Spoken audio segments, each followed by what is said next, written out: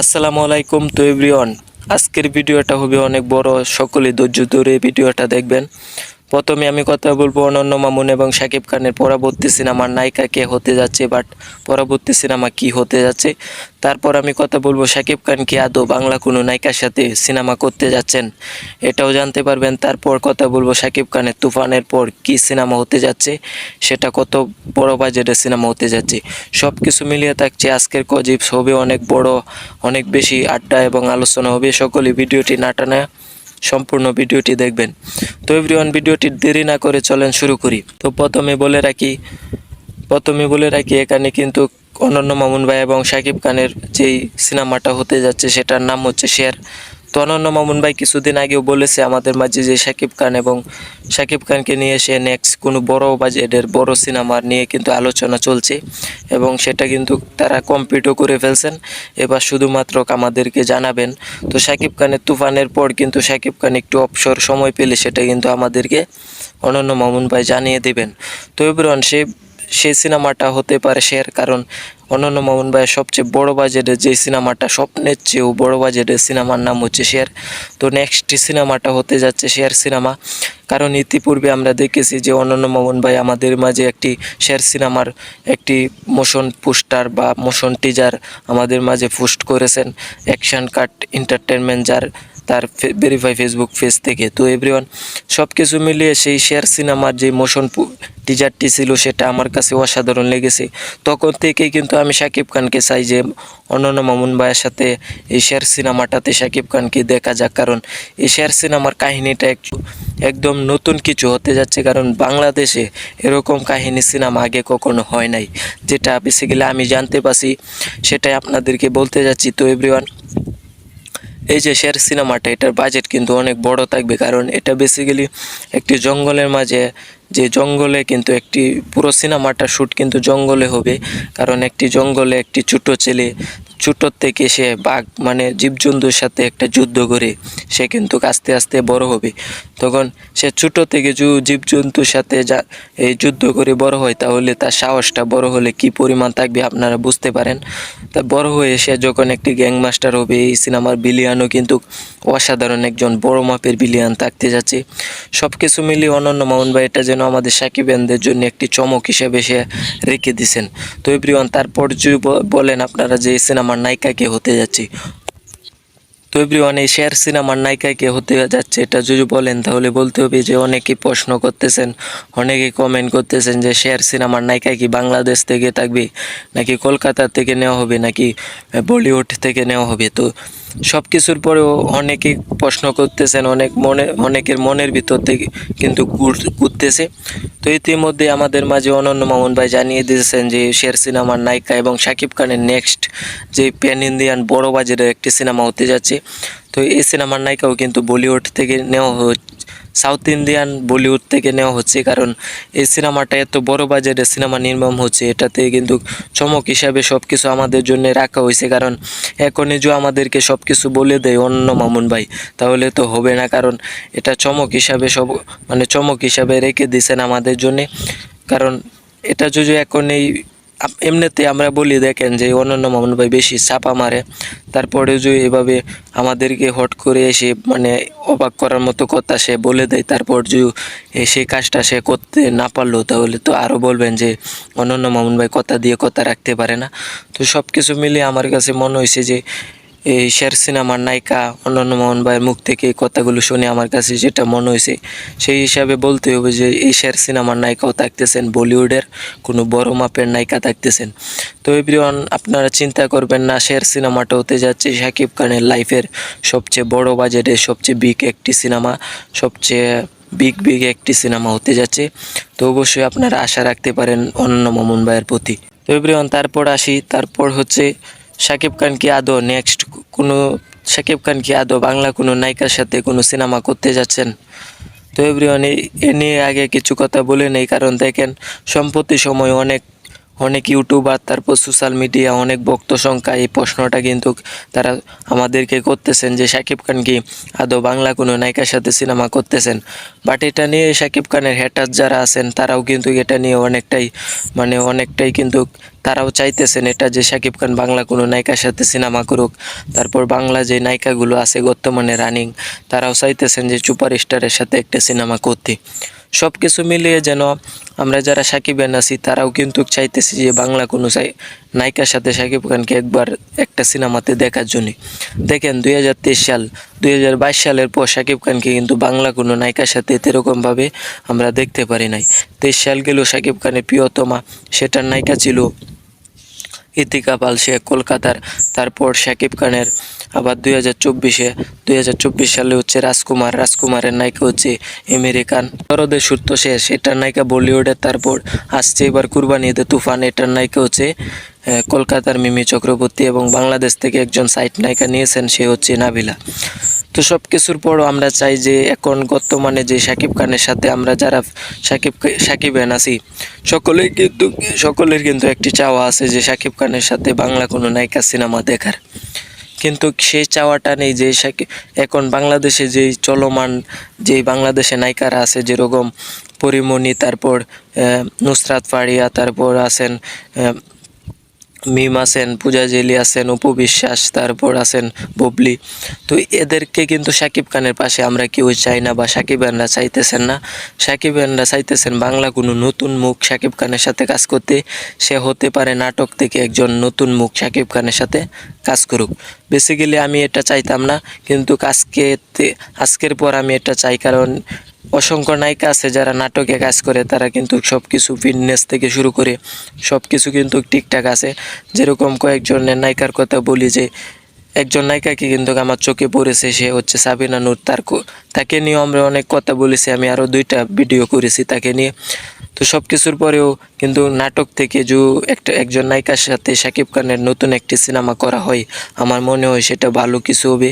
আমার মনে হয় আমাদের সাকিবিয়ানদের জন্য ভালো কিছু হবে। কিন্তু সাবধান, যেরকম এই যে আগিলা দিনের গল্প, ইমোশনাল গল্প নিয়ে কিন্তু সিনেমা করলে সেই সিনেমা যে এখন ডিজিটাল যুগে কিন্তু সেই সিনেমা এখন চলবে না। তো ভালো কিছু সিনেমা করতে হবে, ভালো মেকিং করতে হবে, ভালো কিছু সিনেমা আমাদেরকে উপহার দিতে হবে। ভালো কিছু সিনেমা যদি না করতে পারেন তাহলে কিন্তু এখন দর্শক কিন্তু সেই সিনেমা গ্রহণ করবে না। আপনি সাবিনা নূর না, যদি আপনি বলিউড থেকে বড় কোনো তারকা আনেন, বড় কোনো নায়িকা এনে এই ইমোশনাল কিছু গল্প দিয়ে সিনেমা শেষ করে দেন, তাহলে কিন্তু সেই সিনেমা চলবে না। এখন ডিজিটাল যুগ, এখন অ্যাকশান কোনো সিনেমা করতে হবে, তুফানের মতো কিছু সিনেমা করতে হবে, শাকিব খানকে নিয়ে অ্যাকশান মাস সিনেমা করতে হবে। তো আমি চাই বাংলা নাটক থেকে একজন নতুন মুখ একটি নায়িকা নিয়ে শাকিব খানকে নিয়ে একটি অ্যাকশান সিনেমা করুক। সে নাটক থেকে কোনো পরিচালক শাকিব খানকে নিয়ে সিনেমা করুক সেটা আমি চাই না। আমি চাই বড় কোনো পরিচালক, যেরকম রায়হান রাফি আছে, তারপর ইমাল আশরাফ ভাই আছে, অনন্য মামুন ভাই আছে, এদের 3 জনের থেকে একজন শাকিব খানকে নিয়ে একটি বড় বাজেটের সিনেমা করুক। বাংলাদেশ থেকে নাটক থেকে একজন ছোট পর্দার একজন ভালো অভিনেত্রী নিয়ে। তো এটাই ছিল আমার মনের অনুভূতি। বাংলাদেশের কোনো নায়িকার সাথে শাকিব খানের সিনেমা নিয়ে আমার মনের অনুভূতি আপনাদেরকে জানিয়ে দিছি। আপনারা কমেন্ট করবেন যে আপনারা কাকে চান বাংলাদেশ থেকে শাকিব খানের পাশে নায়িকা হিসেবে। তো এভরিওয়ান, এটাই ছিল আমার। তো এভরিওয়ান, এবার কথা বলবো শাকিব খানের তুফানের পর নেক্সট সিনেমা কি হতে যাচ্ছে। তো এভরিওয়ান, শাকিব খানের তুফানের পর আসলে বেসিক্যালি আমরা যারা সাকিবিয়ান আছি, আমরা কিন্তু শাকিব খানকে যারা অনেক বেশি ভালোবাসি, তারা কিন্তু কখনো চায় না যে শাকিব খান তুফানের পর এই আগিলা দিনের যে সিনেমাগুলো করতো 2018 এবং 2010 সাল থেকে 20 সালের ভিতরে যে সিনেমাগুলো মানহীন করেছে, তারপর এরকম সিনেমা শাকিব খান করুক তুফানের পর, সেটা আমরা চাই না। তুফান একটা বড় বাজেটের সিনেমা, তারপর প্রিয়তমা, রাজকুমার, তুফান, দরদ যে বড় বড় বাজেটের সিনেমা করেছে, তুফানের পর শাকিব খান এরকমভাবে বড় বাজেটের সিনেমা করুক, সেটাই কিন্তু আমরা চাই। কখনো চাই না যে আমাদের প্রিয় নায়ককে একটি বড়, এখন যে শাকিব খানের লাইফটা যে উপরে আছে, তো আগে কিন্তু এরকম লেভেলে ছিল না। তো অনেক কষ্ট করে শাকিব খান এই জায়গায় এসেছে। তো আমরা চাই না যে শাকিব খান আবার নিচে নেমে পড়ুক বা ডাউন হয়ে যাক। আমরা চাই শাকিব খান আরও উপরের লেভেলে কাজ করুক, আরও বড় বড় সিনেমা করুক, আরও বড় বাজেটের অ্যাকশন সিনেমা করুক। তো তুফানের পর যে শাকিব খান ছোটোখাটো কোনো বাংলা কোনো নতুন নায়িকাকে নিয়ে ছোটোখাটো কোনো কাজ বা নতুন একজন নাটকের পরিচালক বাংলা কোনো নতুন নায়িকা নিয়ে শাকিব খান জুজু এই অ্যাকশান সিনেমা ছাড়া কোনো ইমোশনাল গল্প বা এরকম কিছু কাহিনী করে এই 2018 সাল 2014 সালের মতো, তাহলে সেই সিনেমাগুলো কি করবে? তাহলে শাকিব খান টাডমটা যে উপরে ছিল সেটা আবার নিচে নামে যাবে। তো সেটা কিন্তু আমরা সাকিবেনরা এখন চাই না। শাকিব খানকে নিয়ে এখন আমরা দেখতেছি বলিউডের স্বপ্ন, এখন আমরা দেখতেছি বড় বড় সিনেমার স্বপ্ন। এখন যে শাকিব খান খারাপ মানে ছোট্ট বাজেটের মানহীন সিনেমা করে, তাহলে কিন্তু সেই স্বপ্নটা আমাদের সেই সাকিবেনদের সেই স্বপ্নটা কিন্তু মিথ্যা হয়ে যাবে। সাকিবেনদের সেই স্বপ্নটা কিন্তু মানে অনেক কষ্ট পাবো আমরা সাকিবেনরা। কারণ দেখেন শাকিব খানকে নিয়ে অনেক কষ্ট করেছি আমরা। শাকিব খানের প্রতিটা হ্যাটাস কিছুদিন পর পর শাকিব খানকে নিয়ে অনেক বাজে কথা বলেছে, বাজে মন্তব্য করেছে। সেটার প্রতিবাদ কিন্তু আমরা যারা সাকিবিয়ান আছি, যারা শাকিব খানকে নিয়ে ইউটিউবে কথা বলি, সোশ্যাল মিডিয়াতে কথা বলি, তারাই কিন্তু সেটার প্রতিবাদ করেছি। শাকিব খান কিন্তু সেটার প্রতিবাদ কখনো করে নাই, কারণ শাকিব খান জানে তার ভক্তরা সেটার প্রতিবাদ অবশ্যই করবে। তো আমরা কিন্তু শাকিব খানকে নিয়ে যখন সমালোচনা করেছে হ্যাটার্সরা, তখনই আমরা উচিত জবাবটুকু দিয়েছি, তখনই কিন্তু আমরা কথা বলেছি। তো সেই হিসাবে আমরা সাকিবিয়ানরা কিন্তু অনেক কষ্ট করি শাকিব খানে আজকে এই অবস্থা দেখতেছি, সেটা কিন্তু আমরা স্বপ্নেও ভাবি নাই। তো অনেক এক্সাইটেড আমরা চাই না শাকিব খান তুফানের পর পরবর্তী সিনেমা কোনো মানে এরকম মানহীন সিনেমা করুক। আমরা চাই তুফানের পর আবারও অ্যাকশান বড় কোনো বাজেটের সিনেমা করুক, যে সিনেমাগুলো বাংলা ইন্ডাস্ট্রিকে উপরে নিয়ে যাবে, আমাদের শাকিব খানকে উপরে নিয়ে যাবে, সেই সিনেমাতেই আমি শাকিব খানকে চাই। বেসিক্যালি আমার মনে হয় না শাকিব খান তুফানের পর কোনো ছোটো বাজেটের মানহীন সিনেমা করবে। তুফানের থেকে আরও বড় বাজেটের সিনেমা কিন্তু শাকিব খান তুফানের পর করতে যাচ্ছে। তো এভরিওয়ান, সেই হিসাবে আপনারা একটা কাজ করতে হবে, সেটা হচ্ছে শাকিব খানের তুফান সিনেমাটা যদি আপনারা হিট করাতে পারেন, বা তুফান সিনেমাটি যদি একটি ইতিহাস পরিমাণ একটি বিজনেস করতে পারে, তাহলে কিন্তু তুফান সিনেমার পর তুফান 2 সিনেমাটিও আসতে পারে। শুধু তুফান 2 না, তুফান 3 পর্যন্ত আসতে পারে। কারণ তার জন্য কি করতে হবে, আমাদেরকে শাকিব খানের তুফান সিনেমাটি কিন্তু সাপোর্ট করতে হবে, তুফান সিনেমাটিকে দেখতে হবে, তুফান সিনেমাটিকে হিট করাতে হবে। তাহলেই কিন্তু তুফানের পর কোনো নেক্সট বড় বাজেটের সিনেমায় আমরা শাকিব খানকে দেখতে পারবো।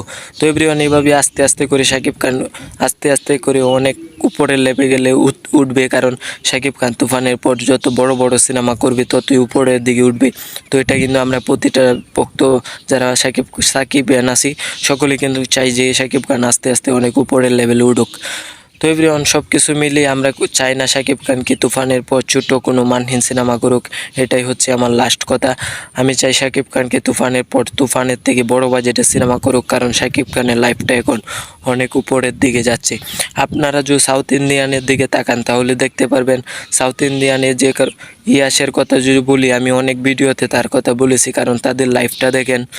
এক সময় তারা রোমান্টিক সিনেমা করতো, পর্যাপ্ত পরিমাণ ইন্ডিয়ার লোকে তাদেরকে ভালো পেতো না, বাট তাদের সিনেমা ইন্ডিয়ার ম্যাক্সিমাম লোকে দেখতো না। তারপর যখন একটি কেজিএফ সিনেমা ইয়াসের মতো একজন নায়ক করেছে, তার লাইফটা মানে এত নিচের থেকে মানে এত উপরে উঠেছে একটা সিনেমা দিয়ে, যেটা আপনারা কল্পনাও করতে পারবেন না। তো একটা নায়কের কিন্তু 100-200 সিনেমা করা লাগে না। আপনারা দেখবেন 100-200 সিনেমা করে একটা নায়ক উঠতে পারে না, কিন্তু একটি ভালো সিনেমা দিয়ে একটি নায়কের লাইফ অনেক উপরের দিকে উঠে যেতে পারে। তো এভরিওয়ান, এই ছিল শাকিব খানের তুফানের পর বড় বাজারের কোনো সিনেমা হোক, এটা আমি না, শুধু প্রতিটা সাকিবেন চাই। সো এটা ছিল আমার শাকিব খানের তুফানের পর যে সিনেমাটা হইতেছে, বা শাকিব খান কোন সিনেমা করবে এ নিয়ে আমার মনের অনুভূতি। তো এভরিওয়ান, এখন তারপর আমি কথা বলতে যাচ্ছি যে শাকিব খানের তুফান সিনেমাটাকে আটকানোর জন্য প্রযোজক ইকবাল সাহেব অনেক চেষ্টা করেছেন।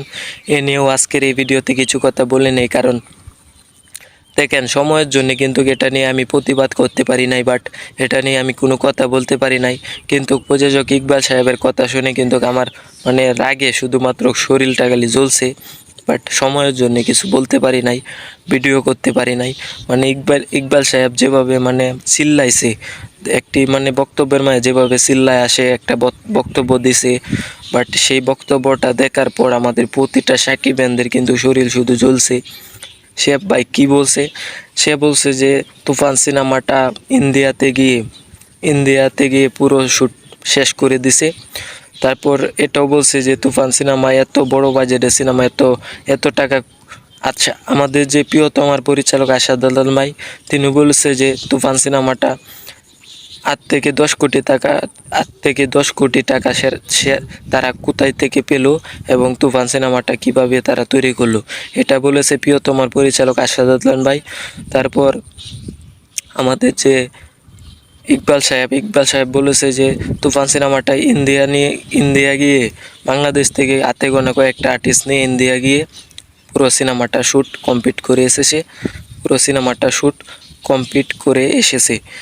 কিন্তু আপনারা দেখবেন বিগতকালে 100 কোটি টাকা অনন্ত জলিলের ডিন্ডাটি, সেটাও কিন্তু বাইরের দেশ থেকে সম্পূর্ণ করে এসেছিল, সেটা নিয়ে কিন্তু তারা কোনো মন্তব্য করে নাই।